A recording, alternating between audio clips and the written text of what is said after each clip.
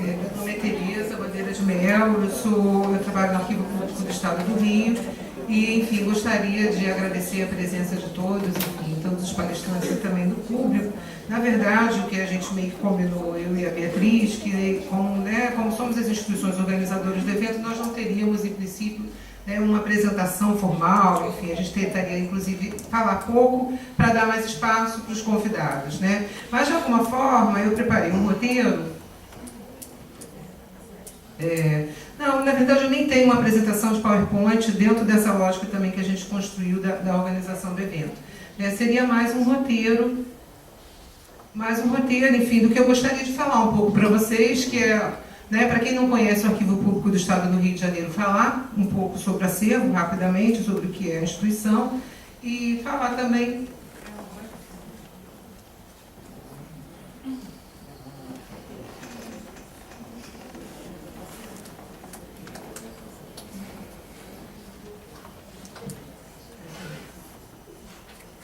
Bom, para falar um pouco,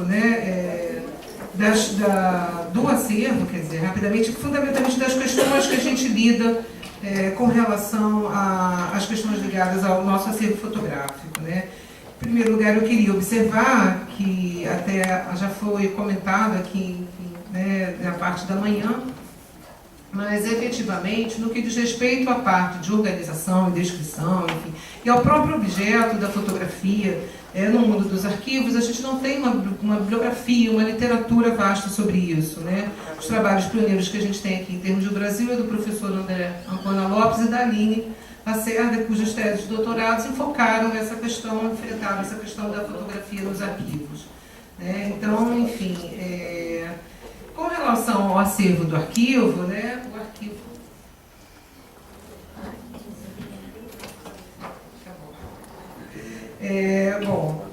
Essa é uma imagem, quer dizer, que eu gosto de usar sempre em trabalhos que eu apresento, que na verdade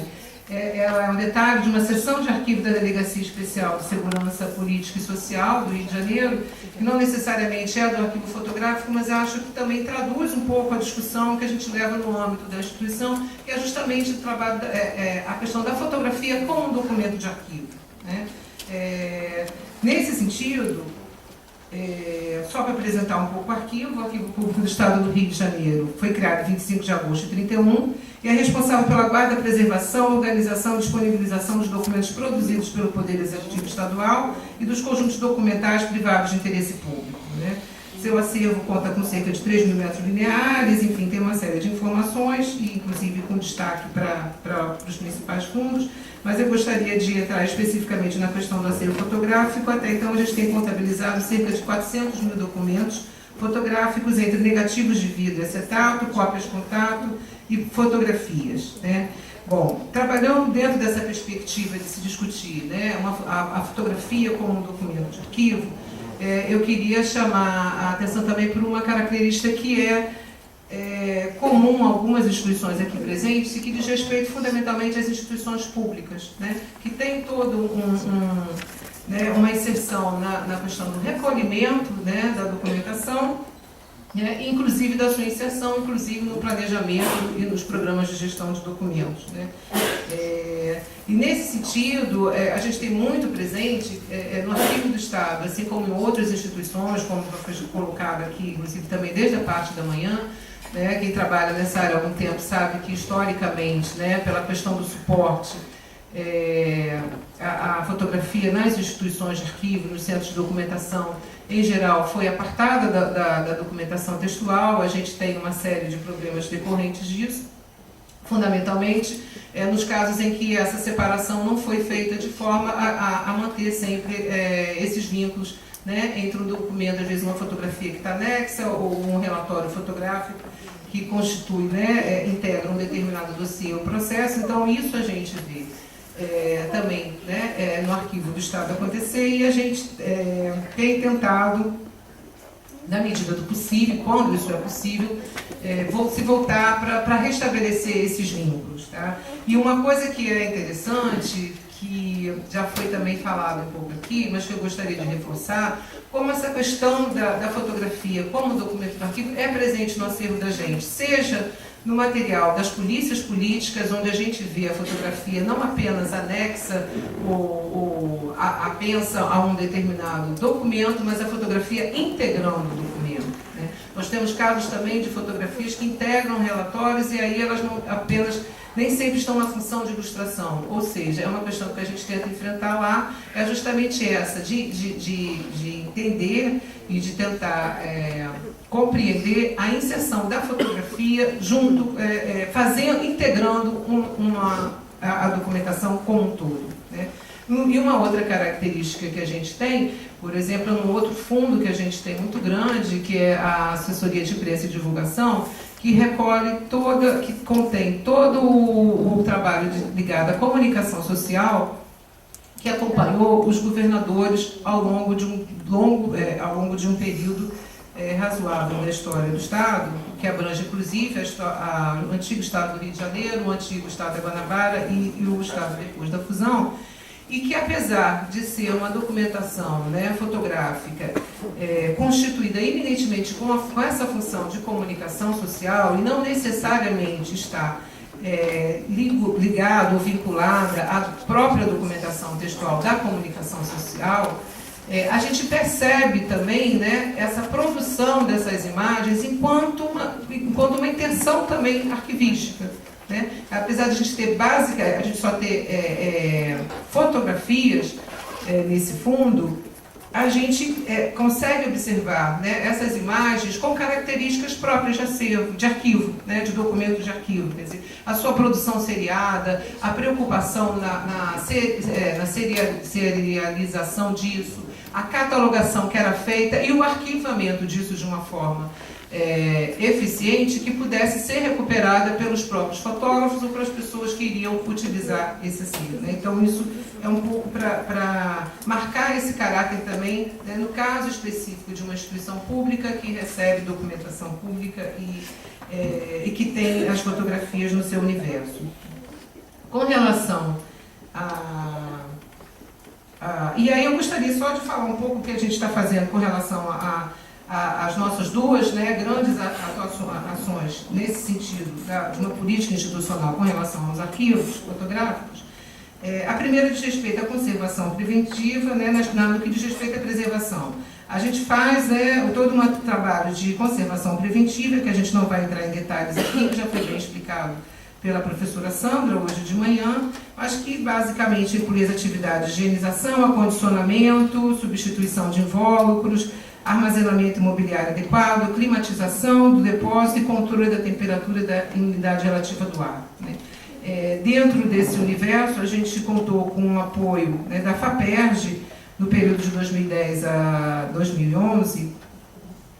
no desenvolvimento de um projeto de preservação da memória iconográfica, sonora e audiovisual do Estado do Rio de Janeiro, no qual a gente conseguiu fazer a aquisição e a troca de todo o material de acondicionamento do nosso acervo, né, iconográfico, sonoro e audiovisual, inclusive com relação ao mobiliário. A gente conseguiu trocar o mobiliário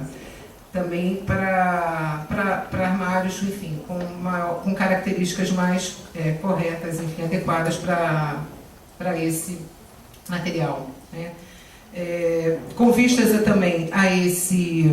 ao desenvolvimento desse projeto, a gente firmou um termo de cooperação técnica com o Centro de Conservação e Preservação de Fotografias, o CPF da FUNAT, que foi aqui representado pela professora Sandra hoje de manhã, e que nos possibilitou, inclusive, efetuar um diagnóstico do estado de conservação desse material para que a gente pudesse também pensar e implementar as nossas políticas institucionais de preservação, né? Seja através do reconhecimento do material com maior estado de deterioração para ações mais urgentes, né? Inclusive agora a gente está conversando, como a Sandra comentou hoje de manhã, sobre uma ação de congelamento de alguns dos nossos negativos. Com relação ainda à área de conservação, a gente vem efetuando uma digitalização paulatina do acervo,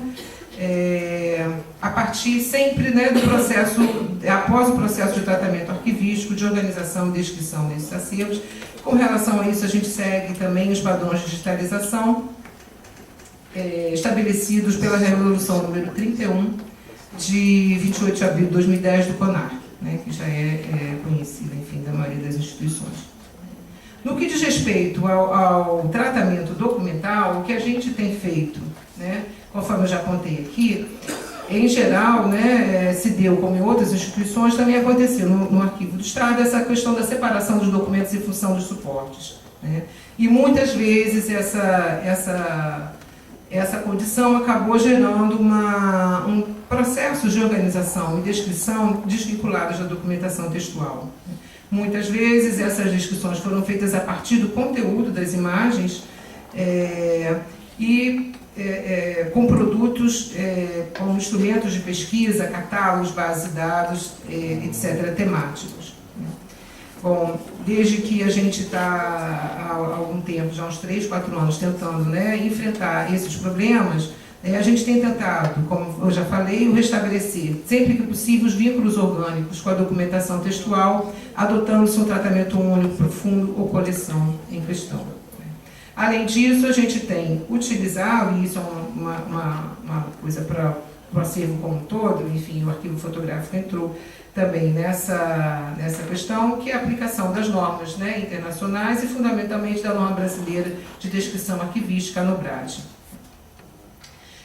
Há cerca de 2 anos a gente começou, também a exemplo de outras instituições, a utilizar o ICA-Atom,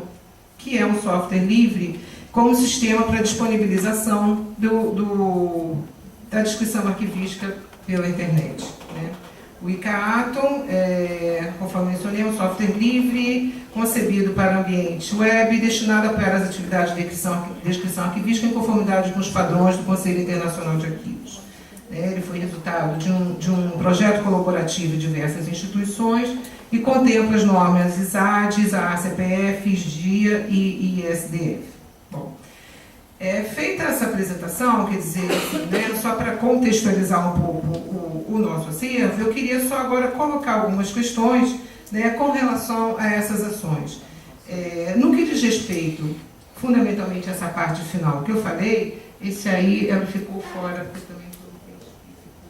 enfim, também não dava para visualizar a página toda. Mas essa aí seria um trecho da nossa página inicial, né, da adaptação do ICA-Atom para o nosso, né, arquivo. Pode passar. E ele, enfim, ele trabalha, né, para quem não conhece, dentro da perspectiva da descrição multinível, né, incorporando, conforme já mencionei, essas normas internacionais, né. Bom, com relação a essa atuação a essa utilização do ICA-Atom, a gente tem colocado algumas questões internamente, primeiro que passam pela própria questão do formato do software, né. O fato de ser um software livre é muito interessante, é muito bom, porque torna ele acessível, né, para instituições em geral e inclusive, essa oportunidade de compartilhamento de uma rede que agregue diversas instituições. Por outro lado, esse fato também leva a uma questão complicada, às vezes, para quem já se deparou com ele, que é a falta de um suporte técnico, né? Então, às vezes, quando a gente tem algum problema na alimentação dele, a gente fica procurando as instituições, né, parceiras, enfim, que também estão trabalhando com ele para, enfim, para a gente fazer uma ação aí entre instituições de apoio técnico, né? Além disso, ele tem uma questão da velocidade de alimentação, quem preenche, quem trabalha bastante com as planilhas dele, enfim, é uma constante, né, reclamação. A gente, na semana passada, teve a oportunidade de receber a visita de colegas do Arquivo do Estado de São Paulo, que estão começando também a utilizar o ICA-Atom e vieram conversar com a gente, ver a nossa experiência, e eles também já tinham se deparado com essa questão, assim como outras questões do tipo, né? E aí já me remetendo às questões também ligadas à especificidade, né, do acervo fotográfico, dos documentos fotográficos, que já foi também colocado aqui pelo Sérgio, né? A gente já teve a oportunidade de conversar sobre isso, quer dizer, a possibilidade de uma norma de descrição brasileira ou mesmo internacional é muito boa, mas enfim, a gente se ressente um pouco, talvez aqui no Brasil, de que isso não tenha, de uma certa forma, num determinado momento, contemplado as especificidades dos documentos fotográficos, né? Não querendo aqui fortalecer a ideia da fotografia como um documento especial, que acho que, enfim, isso hoje em dia nem é, né, mais muito usual. Mas, enfim, existem especificidades, por exemplo, que muitas vezes a própria Nubrage, e no caso da gente que está utilizando o ICATOM, a gente também tem, né, se deparado. Uma delas, por exemplo, é que ele, de acordo com as normas, né, ele prevê um campo de produtor, né, que, em geral, em instituições públicas com acervos, lidando com acervos públicos, a gente não tem, né, previsto, por exemplo, que para a fotografia é fundamental o campo autor, né? Então, a gente acaba, de uma certa forma, incorporando isso ou na nota ou na descrição do conteúdo, o que é um complicador, né, se você para pensar em termos de recuperação, né, pela autoria, que é muito comum, né, para quem trabalha com fotografia, digamos que é a primeira informação que a gente tradicionalmente aprendeu em termos de catalogação, né. Bom, mas enfim, isso é uma questão que eu queria compartilhar com vocês. Outra coisa diz respeito à indexação. O ICATOM, ele funciona a partir de um sistema de busca livre, então ele não comporta também como é que se diz, um campo, né, um espaço para a gente trabalhar com vocabulários controlados ou com listas. Então, o que a gente tem feito, quer dizer, o esforço que a gente está fazendo a partir da utilização disso por várias pessoas dentro da instituição, é de constituição de um manual de preenchimento para a gente padronizar as formas desse preenchimento. Estamos construindo índices geográficos para padronizar, enfim, forma de entrada, né, de localidades, um vocabulário onomástico, mas enfim, tudo isso ainda está numa fase inicial, e eu gostaria, enfim, também de compartilhar, né, essas dúvidas e essas preocupações com vocês. Eu não sei quanto tempo. Tá. Então, só para, enfim, na verdade a ideia era essa, era apresentar algumas questões, enfim, apresentar o que a gente está fazendo no arquivo, mas em termos, né, da questão da própria nome desta mesa, né, perspectiva de desafios institucionais, eu coloco assim, como, né, grandes desafios para a gente no momento. Primeiro é a questão do enfrentamento da preservação digital, né, do nosso acervo, a preservação também, né, da documentação, como a Sandra apontou, quer dizer, a gente está vendo toda uma geração de documentos fotográficos, negativos, etc., começando a dar problema, vinagrar, etc. e tal, mas isso também é uma coisa que já tem uma certa, né, expertise com relação a isso, mas a questão da preservação digital é essa, porque eu já acompanhei também algumas instituições em que você começa a fazer um trabalho, né, de preservação digital, voltado para a digitalização, armazenamento, e tem toda aquela questão que já foi tocada aqui também, né, da mudança, né, da mídia, enfim, da gente estar sempre atualizando isso, que nem sempre no universo das instituições públicas isso é possível, ficar o tempo todo migrando, né. E, por fim, uma questão que se coloca também para a gente, na medida em, né, que somos uma instituição pública inserida num programa de gestão de documentos do Estado, é a questão da imagem, né, digital em tempos dos documentos eletrônicos, né? A gente sabe que existe toda uma preocupação com a questão dos planos, né, dos programas, não só de gestão de documentos, mas de gestão de documentos eletrônicos, né? Mas eu queria também levantar um pouco as questões relativas à especificidade da fotografia com relação a isso, né? Não aí pela forma, não apenas da questão da preservação, né, da informação, seja lá em que formato ou em que mídia for, mas de que forma que a gente pode também levantar essa questão e agir nesse programa de gestão a partir, né, da definição. Por exemplo, a gente sabe que as tabelas de temporalidade são constituídas muitas vezes em função da tipologia documental, né? A gente pode, né, parar para se perguntar como é que vai ser, por exemplo, ainda mais nos tempos de hoje, em que a gente tem uma profusão de produção de imagens digitais cada vez maior, né? Como é que vai ser esse processo de avaliação, de seleção, do que diz respeito às imagens, né? Quais ficarão, quais não ficarão, enfim, é uma questão que eu acho que seria interessante da gente discutir aqui. Lá no Arquivo do Estado, por exemplo, nosso programa de gestão só pegou até agora atividades meio, mas eu acho que quando a gente começar a pegar também atividades fins, enfim, a gente vai se deparar com isso. E era um pouco isso, levantar essas questões para a gente poder dividir, enfim, preocupações e